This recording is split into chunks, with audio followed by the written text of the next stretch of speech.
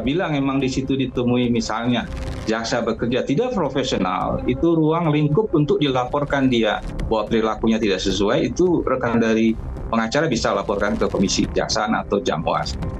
Terkait dengan penolakan pemakaian rompi, hal ini merupakan bagian dari SOP pihak kejaksaan dalam menjalankan fungsi menghadirkan terdakwa dan menjaga terdakwa selama proses persidangan.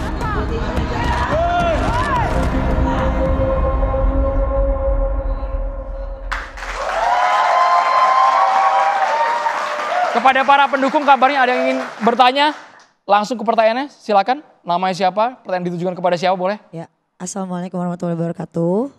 Nama saya Ayu Aulia. Pertama-tama saya mau bertanya pada Bung Fahmi, apakah ketika di persidangan pada saat jaksa ingin memberikan rompi kepada Nikita Mirzani itu ada Bang Fahmi? Yang mana ini? Kejadian tanggal berapa?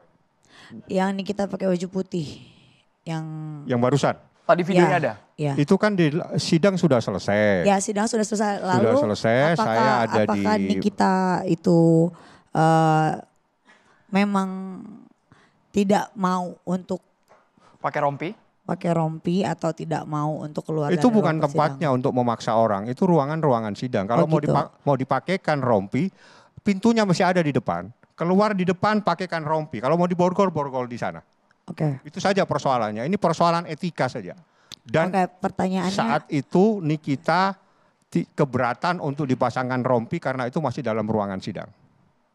Walaupun sidangnya sudah selesai, nggak ada masalah. Tapi kami keberatan karena itu adalah ruangan sidang. Kalau mau dipasangkan itu kan ada pintu. Keluar pintu, borgol mau diapakan silakan. Dan itu pun sebetulnya berlebihan. Seorang wanita harus diborgol dan segala macam itu.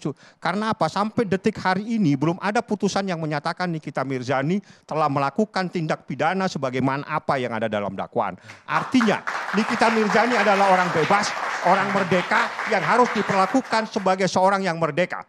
Itu saja persoalannya. Pertanyaannya itu? Oke, enggak. Pertanyaannya adalah karena hari ini adalah Nikita versus jaksa, apakah yang dilakukan oleh jaksa dengan memvideokan Nikita itu sudah benar atau belum, Profesor? Terima kasih, itu pertanyaan dari saya. Oke, boleh. Prof Gayus. Prof Gayus dulu ya, Bang Diolipa ya. Ya begini, penggunaan rompi atau borgol itu tidak diatur di Undang-Undang Hukum Acara. Ya, tidak diatur. Yang mengatur adalah SOP dari kepolisian maupun kejaksaan. Ya, Mahkamah Agung tidak ikut campur itu. Hanya digunakan untuk pengamanan atau pengawalan. Itu intinya. Dengan semua aturannya hanya untuk itu. Nah, ini akan dipandang dari banyak sisi. Sisi kebaikan dan sisi keburukan. Buruknya itu akan menghilangkan hak asasi manusia yang belum tentu bersalah. Sudah dikenakan tahanan. Itu. Ini cukup, itu aja ya. Ya. Terima kasih Bang Andro. Jadi saya tambahkan, itu tadi buruknya kan. Saya tambahkan baiknya apa? Baiknya walaupun belum tentu bersalah, karena sudah statusnya tahanan, itu harus dihindari. Jangan sampai tiba-tiba melarikan diri atau kabur. Ya, ini buruk baiknya.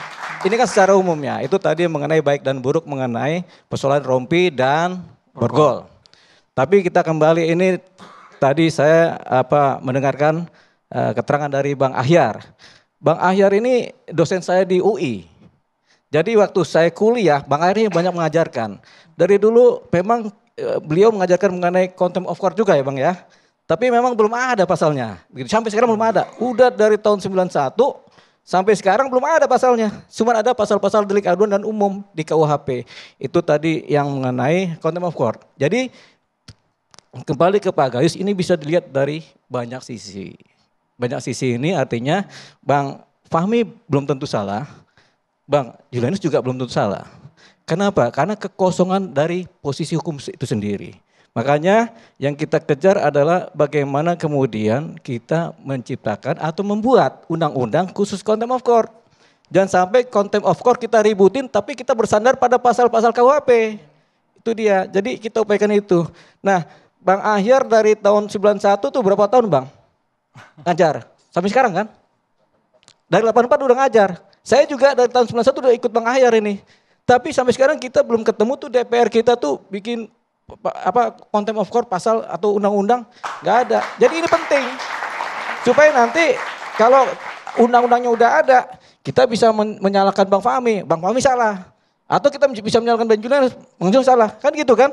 Ikutin undang-undang. Karena ini belum ada, saya nggak berani bilang Bang Julianus yang benar atau Bang Fahmi yang salah. Dua-duanya benar dalam konteks dimensi masing-masing. Itu yang pertama.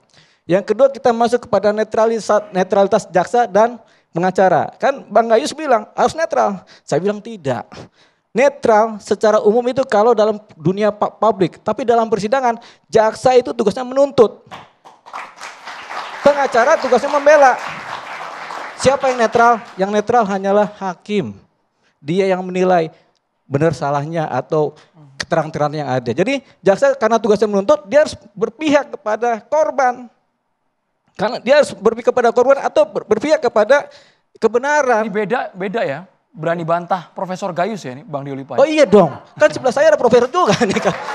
Dosen saya kan begitu. Jadi memang harus begitu. Tapi dalam konteks yang umum Jaksa Agung bilang jaksa harus netral. Se-Indonesia harus netral. Memang iya netral dalam konteks yang umum di dunia publik. Tapi dalam persidangan yang dimana marwahnya adalah sidang. Dimana jaksa tugasnya adalah menuntut. Gak bisa menuntut itu secara netral. Menuntut itu harus berdasarkan fakta-fakta yang kemudian mengacu pada keadaan. Jadi sah-sah aja kalau motong keterangan saksi. Saya seringkali dipotong sama jaksa. Setiap saya ngomong dipotong. Suka salah saya kan. Tapi kalau jaksa ngomong juga suka saya potong. Itu boleh. Kenapa? Kenapa boleh? Karena itu yang disebut adanya majelis hakim. Saya keberatan. Tas jaksa juga. Kami keberatan yang mulia. Kan gitu. Kata keberatan itu dasarnya adalah potong-memotong. Kalau nggak ada potong-memotong nggak ada kata keberatan. Begitu. Jadi kalau jaksa memotong, kami keberatan dengan ini. Kenapa? Supaya duduk soalnya jelas. Jangan sampai orang ngelantur berbicara. Saksi kan banyak yang ngelantur. Kalau saksi ngelantur kita nggak bisa motong gimana? Kan beresiko. Persidangan nggak berjalan sesuai. Prof Gayus komentar boleh. Silakan Profesor. Ya walaupun tidak ada undang-undangnya, bukan berarti peristiwa hukum tidak bisa diselesaikan oleh hakim. Harus ada satu asas judgment law. Ya, hakim itu harus bisa membuat undang-undang. Kalaupun tidak ada undang-undangnya, ajukan saja. Contempt of court banyak yang dihukum, banyak yang dikenakan sanksi. Kenapa? Judgment law. Tidak ada undang-undang, tidak persoalan negara hukum. Ada aturan-aturan yang memang ditentukan. Ketika belum ada ITE, apakah domain-domain yang melanggar dihukum? Saya pernah menghukum. Kalau menggunakan domain yang salah, tidak punya hak atas domain itu. Tidak ada ITE, tidak ada kita sampai sekarang pun belum punya ya undang-undang tentang cyber. Cyber law kita belum punya. Ukuran mengenai cyber crime apa? Tidak ada juga. Tapi coba lakukan. Pasti dihukum oleh hakim. Begitu. Poin jaksa Bang? Jaksa harus independen. Okay. Jaksa itu bagaimana harus independen? Dia tidak independen ketika dia bertugas untuk membela masyarakat. Independen juga artinya. Dia tidak boleh memisahkan pelaku maupun korban. Dia harus independen di antaranya. Itu idealnya begitu. Gak boleh. Apalagi advokat. Advokat kan tidak membela yang memberi kuasa saja. Advokat juga memberikan kebenaran. Belum ada advokat menuntut kalian dihukum. Memang belum ada. Jaksa ada. Jaksa membebaskan, meminta hakim yang mulia untuk dibebaskan. Setelah mengikuti proses persidangan ini terjadi. Tapi adakah advokat pernah berani? Setelah saya mendengar semua proses, saya minta klien saya dihukum. Ini fakta persidangan. Adakah? Nah itu hal-hal yang perlu kita pikirkan. Dosennya Bang Diolipa boleh Pak Ahyar Salmi? Ya ini kan teman dosen, saya mahasiswanya dibantuin Pak Ahyar Salmi? Bapak ini sama dosen sama saya. Oh sama-sama dosen. Ya. Pandangannya sama boleh? Di UI juga. Oke. Cuma tentang ini Pak, tentang jaksa harus netral, gak boleh motong-motong. Ya ini kan saya menafsirkan apa yang dikemukakan oleh Prof Gayus tadi. Tidak memihak itu adalah jangan disalahkan orang yang benar. Jangan dibenarkan orang yang salah. Jadi fakta, apa faktanya tadi? Memang kan tugas kalau lihat dari fungsi dari jaksa ini adalah menuntut. Inilah yang sering dikatakan oleh masyarakat, dia memihak kepada korban. Sebenarnya yang dituntut oleh jaksa ini adalah orang yang diduga bersalah dan mereka mempunyai 2 alat bukti dengan itu. Begitu juga seorang pengacara tentunya juga, dia tidak akan membabi buta juga untuk membela kliennya karena itu integritas dia dan kompetensinya dia akan dipertaruhkan dalam masyarakat. Orang akan menilai apakah membabi buta atau ada reasonable-nya, ada argumentasinya atau tidak. Jadi dia lihat juga ini samanya, kan pengadilan, hakim juga demikian. Pengadilan kan ini tujuan kita mencari itu kan mencari keadilan dan kebenaran. Dari dua-dua itu sudut pandang berbeda yang saya katakan tadi boleh saja. Tapi yang mengikat adalah hakim. Baru hakim inilah yang ada di dalam kode etik yang diatur dan pedoman perilaku hakim tahun 2009 itu ada 10 prinsip. Antara lain mereka harus adil, fairness, tidak memihak. Ya itu yang di atas diatur di dalam kode etiknya baru itu. Sementara kedua belah pihak tadi belum juga dengan tegas, harus membela terus. Tapi kan kebenaran yang dibela oleh, yang ini juga begitu dituntut adalah kebenaran, oleh pengacara, advokat juga yang dibela adalah kebenaran. Sebenarnya sama, kalau saya mengatirkan yang harus netral tadi menurut Prof. Gayus di situ. Mereka berbeda di dalam fungsi mencari kebenaran dan keadilan. Itulah disajikan ibarat masakan, disajikan kepada hakim bahan-bahannya tadi. Ini loh Pak Hakim, dari perspektif saya begini, perspektif ini. Hakim lihat nanti, makanya dia mempertimbangkan dengan arif dan bijaksana. Makanya mereka memberikan keadilan kan. Yang dicari ke pengadilan itu adalah keadilan. Nah antara keadilan dan kebenaran, kan itu antara lain mungkin tujuan hukum, banyak teori-teorinya di situ. Itu tujuannya Itu mencari keadilan itu. dan Semuanya kebenaran. begitu. Tafsirnya di sana. Boleh Iya. Bang Julianus kita kasih hak bicara? Oh silakan. Bang Julianus. Baik, jadi saya ingin memberikan satu pernyataan ya terhadap perbuatan terdakwa Nikita Mirzani pada saat memberikan rekaman kepada majelis hakim yang kemudian memaksa untuk diperdengarkan pada akhir persidangan.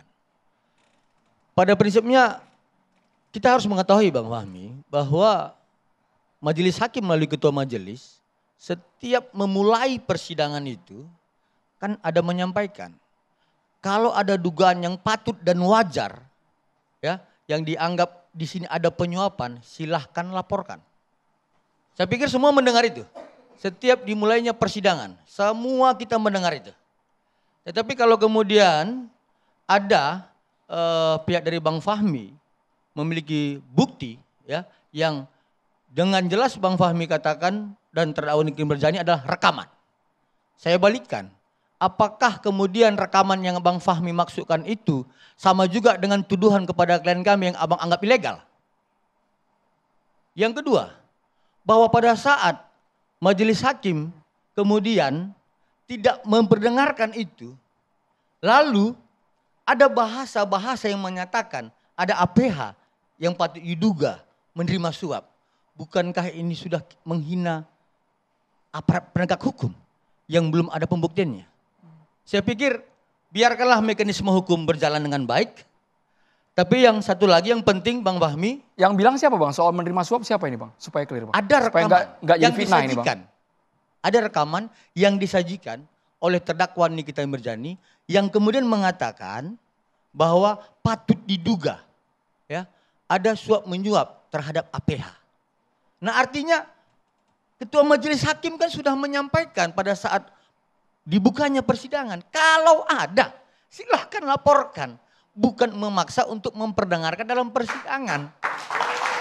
Seperti itu. Dan yang kedua mau saya sampaikan. Kalau Bang Fahmi kemudian menyatakan beberapa kali dan bahkan ya Bang klien kami dilaporkan karena setelah merekam bukti percakapan yang abang anggap ilegal. Bagaimana dengan perbuatan terdakwa Nikita Mirzani yang menyajikan flash rekaman itu? Bang Fahmi boleh Bang langsung dijawab Bang. Durasi kita makin tipis. Sebetulnya apa yang disampaikan ini ada kegagalan dalam memahami persoalan di dalam persidangan. Jadi sebetulnya hakim itu tidak melarang. Hakim hanya memberikan tempat pada tempatnya nanti. Jadi hak terdakwa itu ada, mungkin Prof bisa menjelaskan. Pada saatnya nanti terdakwa itu pasti akan menyampaikan bukti-bukti. Ya, Itu yang harus, kalau tidak paham tentang hukum acara, ya seperti ini cara berpikirnya. Ya, karena di dalam proses terdakwa itu punya hak untuk membuktikan pada saat dia diperiksa sebagai terdakwa. Hakim tidak melarang tapi belum memberikan kesempatan pada saat itu. Sehingga kita biarkan. Persoalannya sampai di sana. Bukan dilarang, tapi belum waktunya Anda menyampaikan bukti karena Anda belum diperiksa sebagai terdakwa. Itu yang harus difahami. Hukum acara itu ada tertibnya. Seseorang terdakwa pada saat diperiksa sebagai terdakwa, di situ dia leluasa untuk menyampaikan apa saja bukti yang ada di dalam persidangan. Itu yang penting. Ya, jadi persoalan-persoalan itu biar aja diproses di tempat lain dan itu adalah bukan dilarang. Hakim hanya belum waktunya. Belum waktunya, Bang Julianus. Belum waktunya, bukan dilarang ya berarti ya. Sedikit Bang Fahmi, saya pikir jangan dibantah-bantah lagi. Saya koreksi ya. Saya tidak mengatakan bahwa majelis hakim atau ketua majelis hakim melarang. Tetapi yang saya katakan tadi adalah dalam proses akhir persidangan, ya, terdakwa Nikita Mirzani memaksakan agar rekaman flash disk itu diperdengarkan. Kayaknya dia nggak ngikuti sidang, nggak paham. Jadi tolong begini, supaya kita tidak debat kusir. Bukan sebentar. Anda cara berpikir Anda jangan Anda paksakan di sini. Anda kayaknya tidak paham tentang menjelaskan bahwa Pak Wang tidak boleh memaksakan. Sebentar dulu, kayaknya Anda tidak pernah beracara bagaimana seorang terdakwa itu diperiksa. Ya, jangan mengatur. Majelis hakim lah yang mengatur proses persidangan. Saya pikir demikian, Bang. Sebentar dulu, kayaknya Anda tidak paham bagaimana seorang terdakwa diperiksa. Ya, ini banyak, ini semua ini ahli semua. Terdakwa itu punya hak mutlak pada saat dia diperiksa sebagai terdakwa. Hakim tidak melarang, tapi belum waktunya Anda sampaikan pada saat itu. Karena Nikita belum diperiksa sebagai terdakwa. Itu yang jadi masalah. Tidak ada masalah, jadi saya belum memberikan kesempatan. Tidak dilarang, tapi belum waktunya. Catatan Demokrasi akan segera kembali sesaat lagi, pemirsa, tetaplah bersama kami.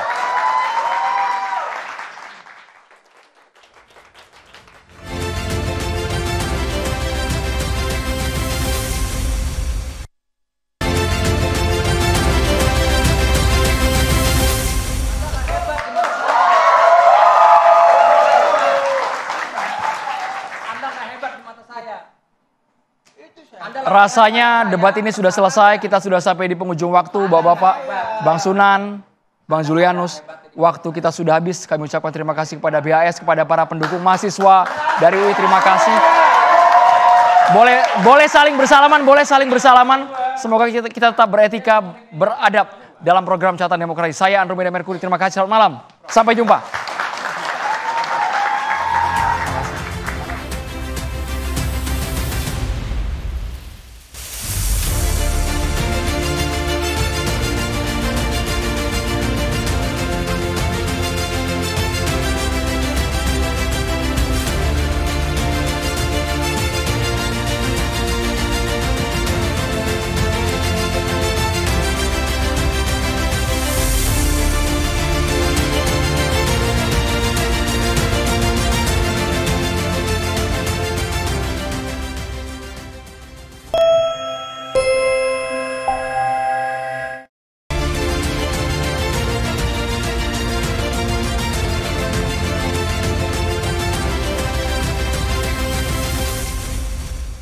Dipersembahkan oleh